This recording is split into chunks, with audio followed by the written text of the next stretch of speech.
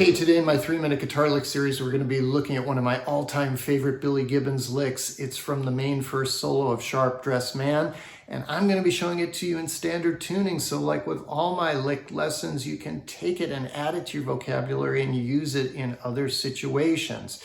If you want to learn the whole first solo, which is in an open tuning and is played with a slide for the first half, I do have a longer lesson on that. I'll link at the end.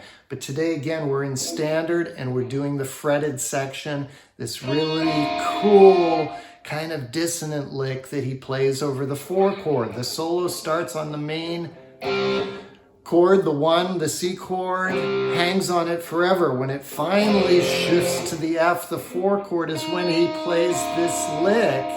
And think of it as your F7, right? I've shown you elsewhere how that dominant 7 note creates tension in the blues and rock and roll. A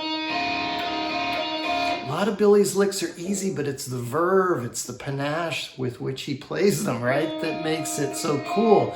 So this one, it's just the timing, the way he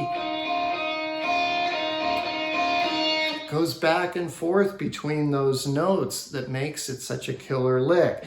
Now, when you go down to the C note, the chord progression changes to the 1, back to the C. He's just riffing C to G. So instead of the first 2 strings, he's on 2 and 3. Just C to the open G 3rd string.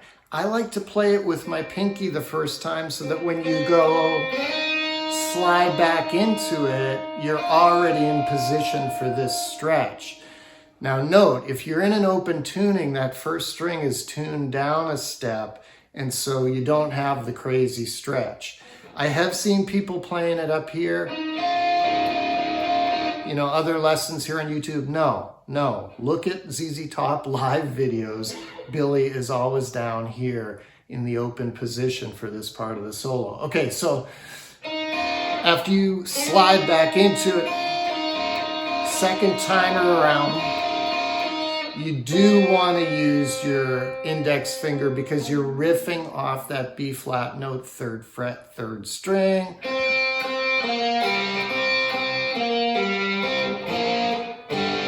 So it's just a pull off to open. Why? Again, the tension.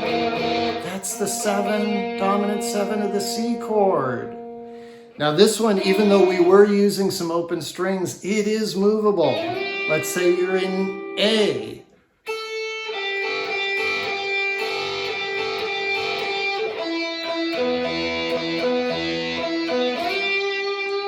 Now you're not going to play it exactly like Billy Gibbons with his timing, but the point is you can use this little dissonant lick to create tension in a solo.